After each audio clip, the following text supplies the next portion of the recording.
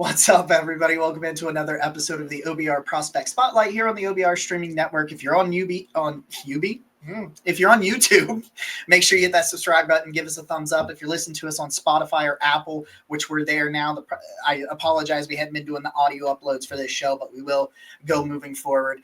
I'm your host, Jacob. You can find me at Roachism on X, Roachism13 on X, and I'm at Jacob Roach on Blue Sky. This week, I'm joined by the very smart Anthony Russo, so we can talk about our top 5 prospects for the Cleveland Browns in this class as things are starting to heat up. Man, how you doing? I'm good, man. Thank you for having me. Honored to be here. Honored that you called me smart. It's I always think it's interesting that for fans of other teams to have sort of an outside perspective of what a team needs. Like I always appreciate other people saying the Jets can do X, Y, Z with their pick, whatever. So happy to be here. Happy to talk Browns. What I always think is interesting from what you're talking about there with like the outside perspective, I really like that you brought that up just because I sometimes elevate prospects at certain positions because I want them to fix that for the Browns, so to speak. So that's a really good point you bring out there because I'm going to talk about some offensive tackles, not because they're top 5 overall guys, but just because that's a big need for the Browns. And someone like you is going to be like, that's not a top 5 prospect, which is very interesting to kind of get that. But so we're going to go 5-1. And preface this by saying that pretty much everybody is on the table in this scenario because the Browns are going to probably be picking top 3. I would be flabbergasted if they beat the Ravens on Saturday. Full transparency, we are recording this on Wednesday the 1st in the afternoon, so some things might be outdated by the time you check it out. But I'm going to pass it over to you, man. Give me number 5. Yeah, so number 5, if we're going to talk offensive tackles, I do think Kelvin Banks is he's my number 1 offensive tackle at this point. I think he is just such a mauler in the run game, so big, so dominant a force. And he has the ideal frame that you're looking for, the ideal size that you're looking for at left tackle. If they go offensive tackle at 3 or wherever they wind up picking, I think he would be the guy. I'm not like Will Campbell's a name you hear a lot. I don't even think he's a tackle, honestly. I think he's a guard at this point. I think the other tackle I would say, and this would be a reach. I think all the tackles would be a reach at 3. But if you're gonna go tackle, I think Josh Simmons put out the best tape that you're gonna see of any left tackle prospect this year. Obviously, the problem is he only played, I think it was 4 or 5 games. Had the terrible knee injury. So, that's you'd have to check out medicals, make sure those are fine. But if health checks out, he was putting up top 10 tape. And if he had a full season, I think he would be probably the clear number 1 tackle. And it's one of those things too. There's always the trade down scenario. If a QB's there that they don't want, maybe the Raiders move up, maybe the Jets, as much as I would hate that, but the Jets move up. So if they move down a few spots and still have those tackles on the board, I think Banks or Simmons would be the 2 guys I'd look at. I'm so and I'm sure you do this too with these prospects. I love when I get one right early, and then I was all aboard hey, if Josh Simmons can do a couple of things in the weight room in this offseason and improve some of the run blocking and stuff, because his first season at Ohio State was his first season at left tackle. He transfers and he would play right tackle in 2022. And I'm like, well, and then he comes out here, is just lighting the world on fire. And I'm like, yeah, look at me, I'm smart, and then he tears his knee and I'm like, I'm still I don't know that I would take him at 3, but if you do one of those trade backs that you're talking about and maybe add some assets, I'm very scared. I've said this on the forums at theobr.com. I'm afraid to draft a tackle that's coming off that injury because I think I need I need my first round player to play significant snaps this year because the Browns are Kevin Stefanski and Andrew Berry. Their jobs are on the line. They can't wait. So that's what makes me kind of hesitant to take Simmons there. But it's absolutely, if you don't think he's talented enough physically to go in the top 10, I don't think you're watching enough of his tape. I mean, it's insane. I got Kelvin Banks at number 5 as well, but I will bring in one other tackle since you talked about Kelvin Banks already. I want to talk a little bit about Josh Connerly, another guy I'm not sure I can take him, in the top 10 necessarily because he's kind of leaner. He's 350, 6'4", 315. Maybe doesn't have that power as a run blocker. Although I think he, like Kelvin Banks, is a mauler mentality. Like I really think Josh Connerly wants to put you in the dirt. He has like that swagger and confidence, and I'm like, oh man, like. And I think he plays with great leverage, good hand usage. I think he's an excellent pass blocker right away. He's given up 5 pressures this year. The last time he gave up a pressure was against Ohio State in October.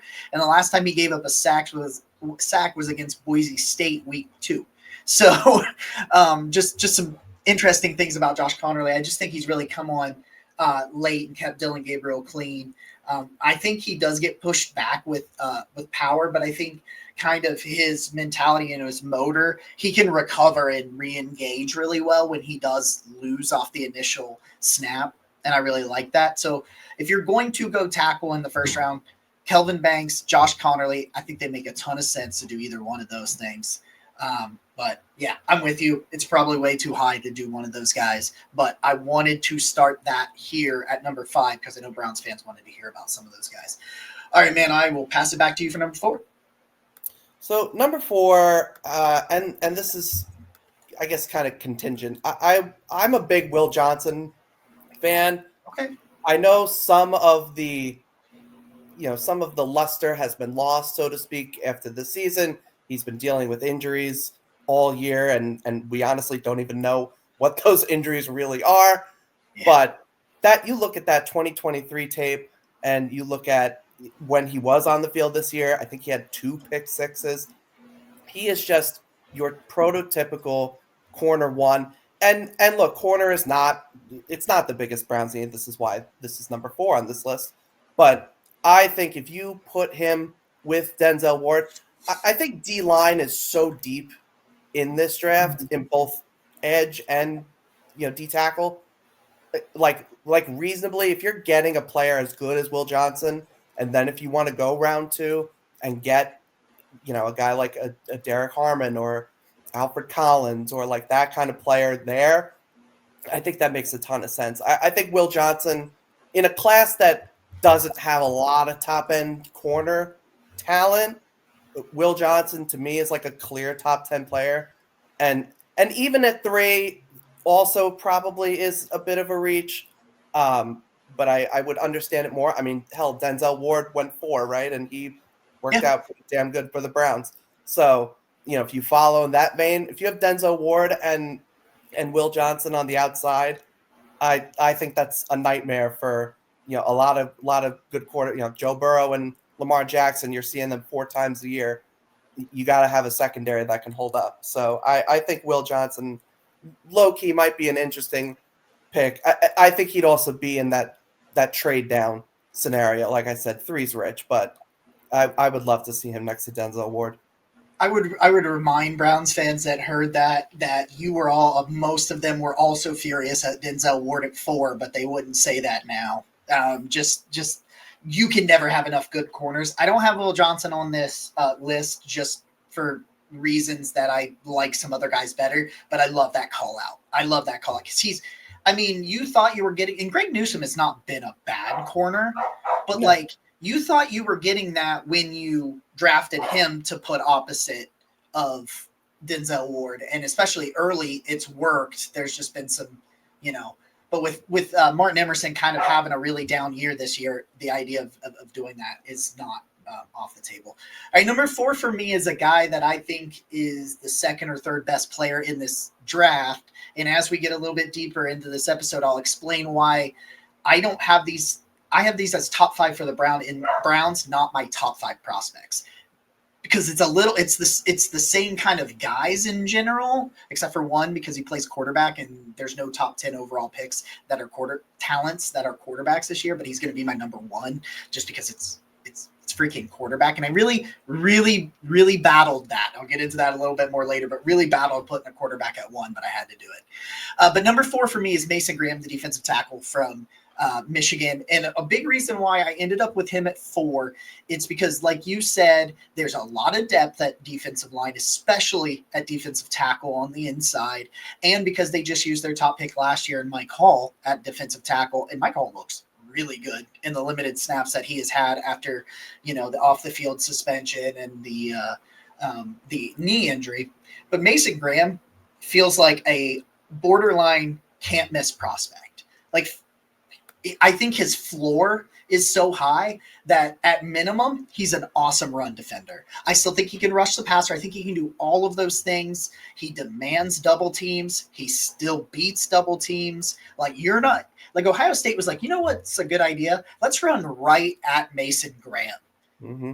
Yeah. Do you remember how that happened? It was. I'm like sitting here and I'm like, you're just gonna run it at Mason Graham 20 and times? I love the Ohio State running backs. Like, don't get me wrong, Quinshon's great, Trevion's great, but just like that, the Michigan's one strength that they had all year was the middle of the defense, and it was one of the most baffling decisions. And then we wonder why they lost, but I'm with you. Mason Graham is so good. Slight spoiler, he's going to be 3 on my list. So but a lot of what you said, I think he's so solid. And I think too, like, Myles Garrett is just so talented, so great. He needs some help. Get this man some help on the D line. Like, he can't do it by himself. He can't be a one-man wrecking crew in this division. It's just too good. So Mason Graham is just so talented, and I do think he will bring not elite, not like Aaron Donald pass rush ability, but it'll be enough to where I think you'll, especially with Myles Garrett probably taking up double teams and chip blocks, whatever. Like, Mason Graham will definitely get his due, and he's going to be stout against the run. Like, it's a lot of what the Browns really need on their defensive line at this point. And I think that the interesting thing, he's got a 12.9% pass rush win rate. So like you said, he's not a slouch as a pass rusher. And if Michael Hall can take another step forward, like, you can't double team Myles Garrett and Mason Graham, because then you're going to be leaving, like, Isaiah McGuire's coming on at edge, and then Michael Hall is there as a freaky athlete, as a rusher, and all those things. It becomes a numbers game if you draft a guy like Miles or like Graham. So it becomes a numbers game. Okay, so number 3, this will be a little bit, because you said Mason Graham is your number 3, so we'll skip to my number 3 now, and that is maybe a little bit controversial because I think he's the best player overall in this draft. But for the Browns, I'm going to put him at number 3, and that's Travis Hunter. I don't know Travis Hunter, what he has done in college, and I've tried to articulate this to some other people just because I know the stats, and it's weird to see his numbers as a corner, his numbers as a wide receiver. They're not up there. The raw numbers aren't necessarily up there as the best wide receiver or the best corner. I think he is the best wide receiver in this class if he was just a wide receiver. I think him and Will Johnson are neck and neck as the best corner. But on some level, he's going to play both ways in my mind. I don't know how much. I don't know what that looks like. And I know that going off of, we got to see what you're going to draft him and go, we got to see what he can handle. And I know that's going to scare some people because you don't want, especially if it's the 2nd or 3rd overall pick, we got to see what he can handle. And people are like, well, then why did you draft him? I know that it's going to sound a little weird for some people. And if that scares you away and shies you away, I completely understand it. But when you go watch this dude, he is a special athlete. He is a very special athlete.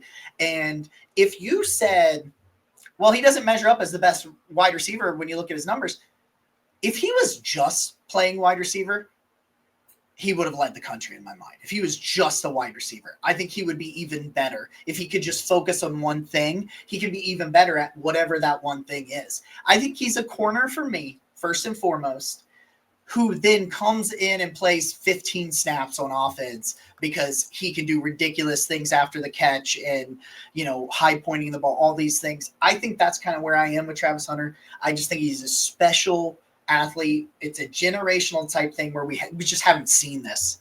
So we don't really know where to put him. And that's scary because we haven't seen a guy do what he did in college. And I understand why it may shy anybody else away from it. But I think he's such a good, talented football player. I put it at number 3 because I think they have bigger needs and talent that would match up with the need better than going after Travis Hunter. But I think Travis Hunter instantly makes both sides of the ball a little bit better depending on what you think he's going to play. And for that reason, I got him at number 3. Yeah, Travis Hunter, and I don't need to say this, but I'll say it anyway. Like, Travis Hunter is just the most interesting conversation I think that this draft is going to have. Absolutely. Generational, as overused as I think it is, it absolutely applies in this case.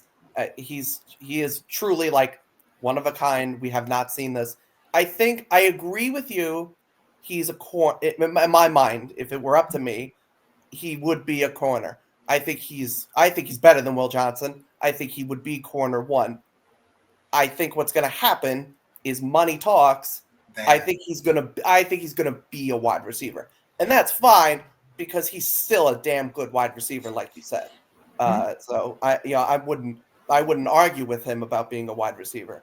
But if it were up to me, I'd make him a corner. It's just, he's just so talented. And that's why too, like, pretty much every single team in the NFL, like, whoever winds up with the first pick, I think should take Travis Hunter. It doesn't matter who it is, in my opinion. If it's Cleveland, New England has it right now. Even I would even say, like, if it's the Giants or another QB needy team, I would still say Travis Hunter should be first overall, no matter what. Sorry, I'm also watching on the sideline the Texas-Arizona State, and we just had a punt return for a touchdown from Texas. So here we go. Is that the first score? I saw it was still 0-0. It's 13-3 Texas now. Oh, okay. Yeah, sorry, I don't have it up right now. It's like halfway through the first quarter. That's my ADHD. I'm like, there's stuff over here and stuff over there. Okay. Is Travis Hunter number 2, or do you have a different number 2 for me? Number 2, yeah, it's Travis Hunter. I did want to honorable mention sort of Tetairoa McMillan because I think it's kind of the same. It's kind of the same conversation, kind of like what we were saying, like Kelvin Banks, Connerly, Simmons, like that kind of thing. Like, I think wide receiver is just such a mess, and part of it is just quarterback play is a mess, so it's not really fair. But, like, can we really move forward with Elijah Moore? And listen, Cedric Tillman was, like, really cool, and he was a great fantasy pickup for me this year. But, like, long term, there needs to be a legitimate wide receiver 1 that you can rely on for whoever the quarterback is in 2025, and God only knows who that'll be. But I think Tetairoa McMillan is like the wide receiver 1 in this class in terms of just his size, the ability to make contested catches, his ability after the catch is just so, like, good for a player his size. He moves so well with the ball. I think he would be, like, a really good, especially if they have, like, Elijah Moore, comes back next year. Like, that, him and McMillan is like a good 1-2. I think, like, that's a solid pair to have in the passing game. So we'll, I think Tetairoa McMillan, if you go wide receiver, and again, this will go back to my whole thing. Like, I do think 3 is a tad rich for Tetairoa McMillan. But I would get it. It would make sense. He is like, he's pretty far and away like the best wide receiver, pure wide receiver. If you didn't have Travis Hunter in the conversation, pretty far and away the best wide receiver in this class for me. But don't sleep on 1,000-yard Jerry Jeudy. I'm just saying, Jerry Jeudy's out there. He's balling, dude. Jerry Jeudy. The fact that this dude, like, I just wanted to say this real antidote about Jerry Jeudy because I know a lot of Browns fans probably don't realize how stupid this stat is about him. So he, like, after a couple of weeks ago, because these last 2 games with DTR, they're not throwing the ball well at all. So you kind of have to, you can't look at that. But if you look at, like, what he did when he did the 200 and some yards against his old team against Denver. When he did it against Denver, he was like tied for like fourth with CeeDee Lamb with 888 yards after that. He was like fourth in the league in receiving yards. Do you realize that the first 7 games with Deshaun Watson at quarterback, in 7 games, he had 250 yards? I didn't, but I mean, I He's believe now it. 1,000-yard wide receiver. Wow. That is the impressive. ineptitude of that offense with Deshaun Watson. Yeah, just man, that's God. I don't as much as I gripe about the Jets quarterback situation, man, the Browns quarterback situation just wow. It's pretty shitty. It's So I'm it's a work of art. It's a work of art how bad it's turned out. It's like you can't even you have to be intentionally bad to be that bad. Yeah. Okay, so for me, number 2 is Abdul Carter, the pass rusher from Penn State. I had a really hard time putting him at 2 and not at number 1. Spoiler, number 1 is going to be a quarterback, the only first-round quarterback grade I ended up with at this point, even though I understand the other guy. But with Abdul Carter, the idea, you talked about this when you talked about Mason Graham, the idea of just an absolute physical athletic freak. That's what Abdul Carter is. And you're going to put him opposite a generational pass rusher in Myles Garrett.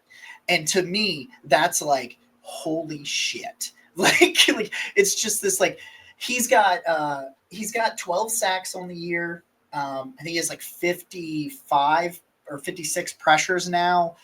He missed a lot of last night's game. He goes down with the wrist injury. 22.3% pass rush win rate on the year for Carter. And it's his first year as an edge rusher. Like I just continuously come back to, hey, Carter, this is the first year of him as an edge rusher. He has been an off-ball linebacker, and not a bad off-ball linebacker. He wasn't going to be a first-round pick as an off-ball linebacker, but he was fine.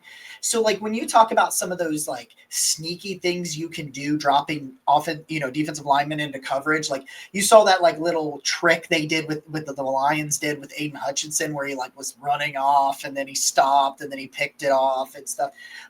Abdul Carter has literally played coverage. For 2 years, he was literally in coverage and run support as an off-ball linebacker. And so that kind of flexibility with a defensive coordinator that loves to move guys around and do different things in Jim Schwartz, I think that makes a lot of sense, because you're not doubling Abdul Carter because the other side has Myles Garrett. And if Abdul Carter brings that freaky level, I think he's gotten significantly better as the year has gone on. He still could use some counters, because he still doesn't have a super deep bag of pass rush moves. And it's because he's been doing it for a year. He's been an edge rusher for 14 games. So, but he just needs to develop some of that stuff. But you just can't, the traits are just absolutely off the charts for Abdul Carter, and that's why he's number 2. No, I'm 100% with you. Spoiler, he's my number 1 for a lot of what you just said. And it's funny because you think back to week 1, they play West Virginia, and he's against Wyatt Milam, who is arguably a first rounder. It would be close, but very, very solid tackle in his own right. And Abdul Carter did not. He didn't do shit. He didn't do shit. He did not look like anywhere near the player that we have now. You talked about it. He has gotten better and better every single week. He's developing a moveset.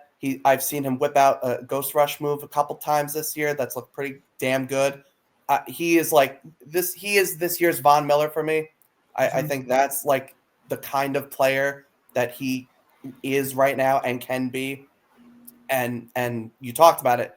You put him on the edge opposite Myles Garrett. I mean that very easily could become the best 1-2 edge combo in the league. I mean that would be just a nightmare for any, especially with the lacking offensive line play we've just seen across the board in the NFL. There are not a lot of teams that have a solid left tackle and a solid right tackle. And so if you're able to exploit that and take advantage of that and get to these quarterbacks, you can immediately every game becomes winnable if you have that kind of pass rush.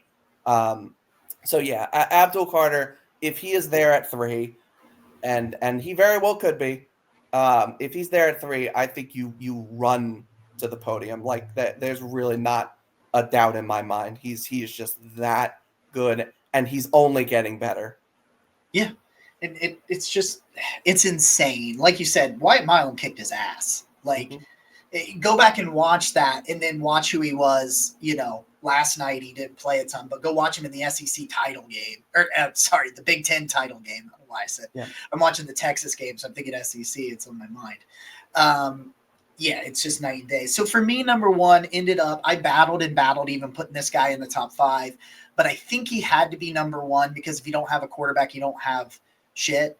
I don't think, unless New England and Tennessee win, which is possible, they're playing against a bunch of backups. If both of them win, the Browns have the number 1 pick. If they don't have the number 1 pick, they're not going to have a chance at this guy unless they want to trade up.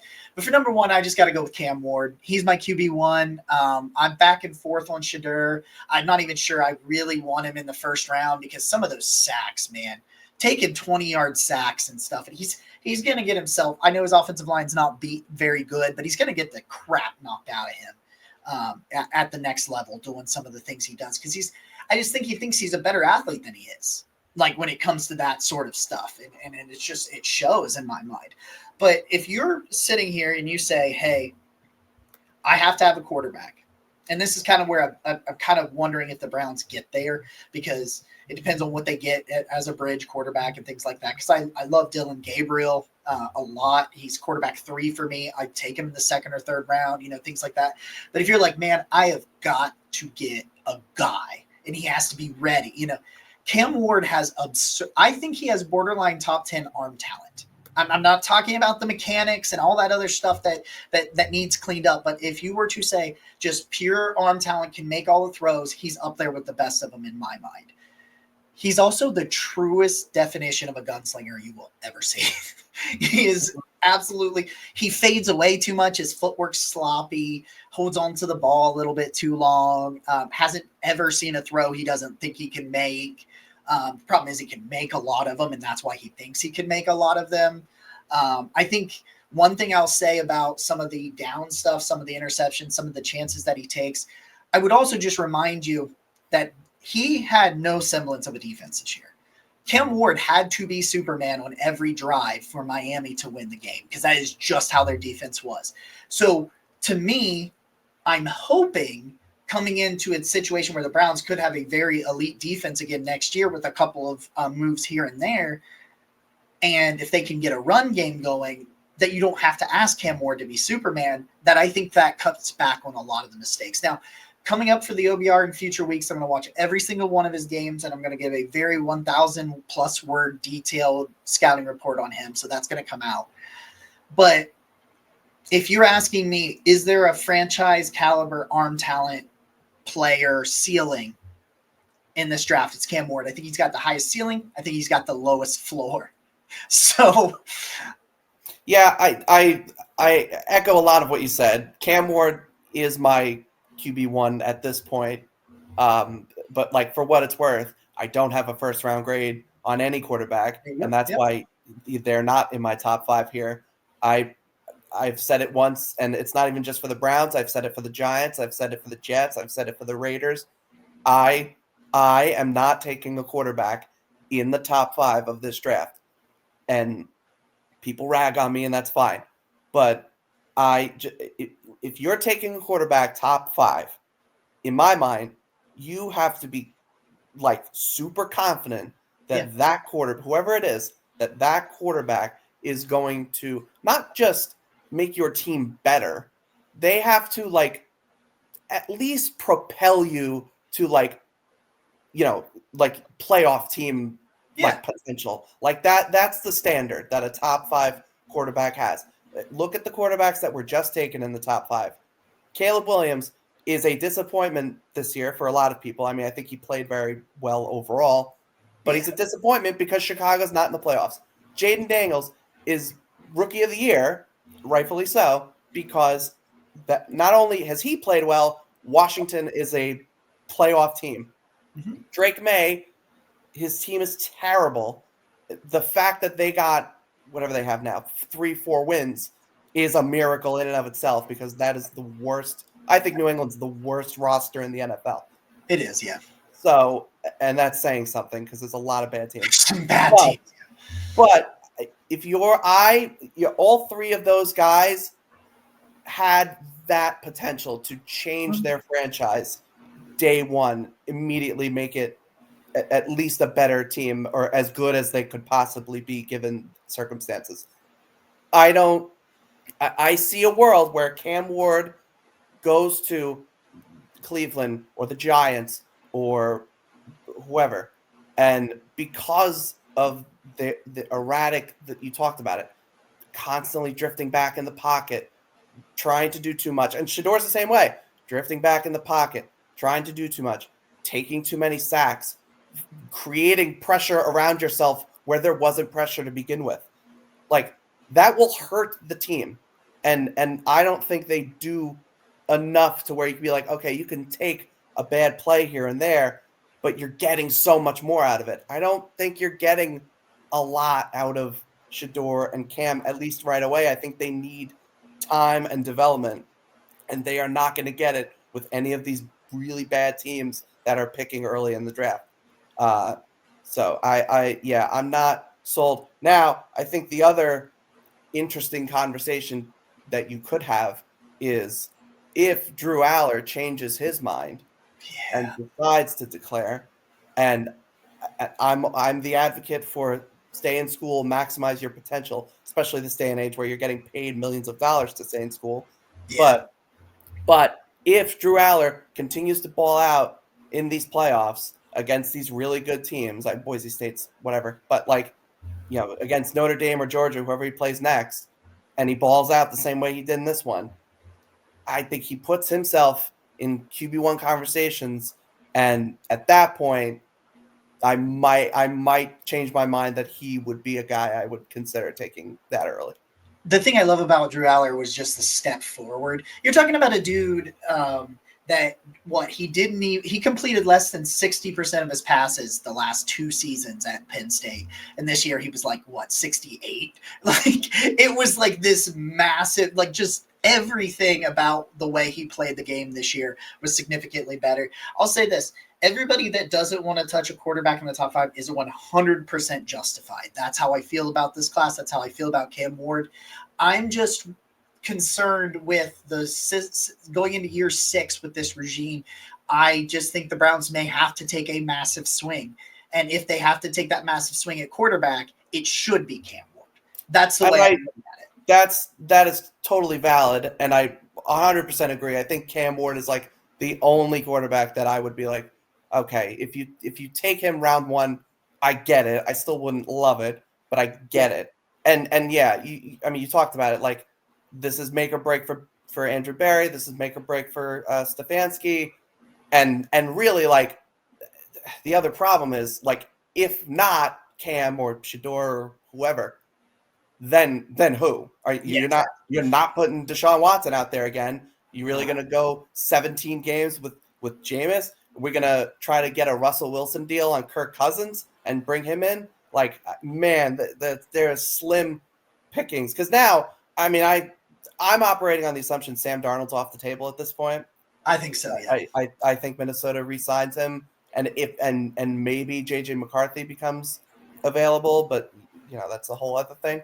But there just isn't a ton of options for a lot of teams that need a change at quarterback. There just isn't. The supply is not as big as the demand. So in that sense, I think it does make sense to just take a quarterback and just say we'd rather use the pick and try to make this work, as opposed to just the calamity that it is right now. Just throwing shit at a wall and hoping it sticks. All right, man. I appreciate you so much for joining me this week. I had a lot of fun with the conversation. Before we get out of here, man, though, tell everybody where they can find all your content and whatnot.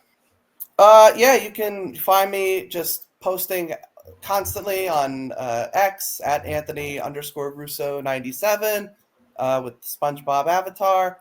And yeah, I hope I did pretty well for Browns fans. I hope I didn't ostracize the state of Ohio. And thanks for having me on. Guys, we appreciate you you tuning in for us this week, man. We'll be back with another episode next week. Until then, go Browns.